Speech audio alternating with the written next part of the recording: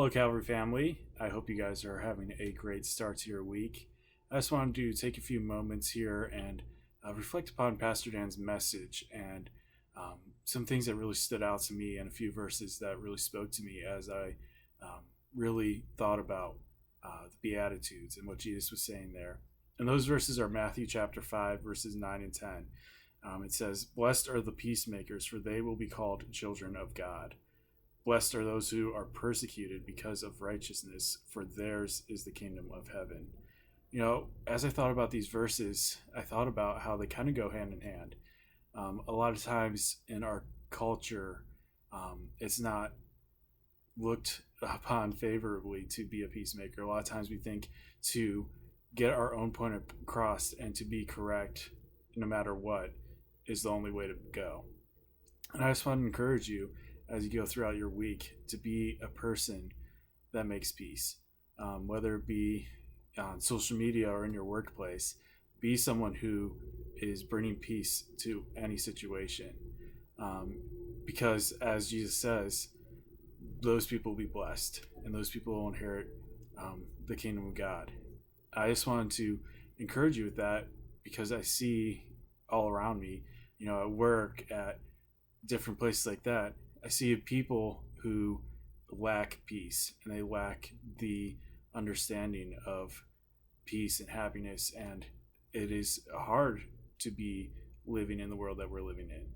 And it is so important more than ever for Christians to be people that are peaceful, people that help others find peace and understand where that peace comes from, because it only comes from God. And then when we look at the second verse there, blessed are those who are persecuted, it is really important for us to understand that the people that are persecuted around the world see that as a blessing. I think of when I was in Vietnam or Laos or a number of different countries where there is extreme persecution, and I'd meet and talk to these people that have been in prison or have family members that were killed. The one thing that always stuck out to me was how grateful they were for the opportunity to serve Jesus. And that was what drove them forward.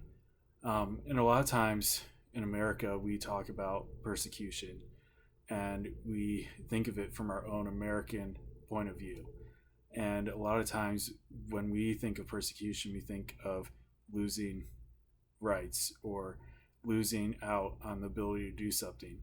Whereas when I think of it from the point of view of the people that I've met overseas that have faced real intense persecution, a lot of times persecution means life or death or prison time.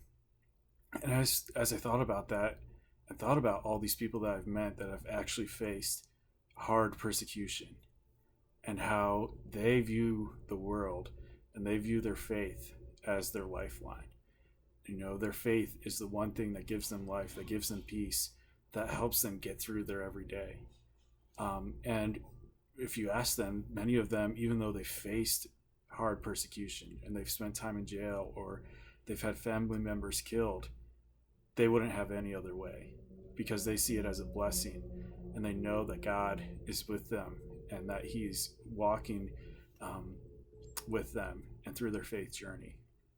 And so, as I thought about that and really processed, some old memories that I had, it really encouraged me that when we face difficult times, when we are in the midst of persecution, if you would say, to always not look inward for the answer, but to look upward and to look towards God, because He is always there for you. He's always providing that way through.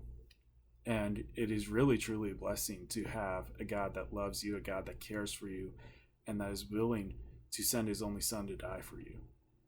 As I thought about that and thought about my own current context here in the States and as a pastor, I was encouraged. And I was encouraged to reach those around me and to be a person that's not ashamed to spread the gospel, because ultimately It is that gospel that brings me the most hope and that makes me truly blessed. So I hope you guys have a great week. I pray that you are all peacemakers in your workplace or wherever you may be.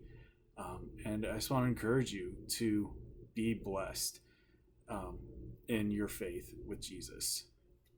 Have a great week. I'll see you on Sunday. Bye.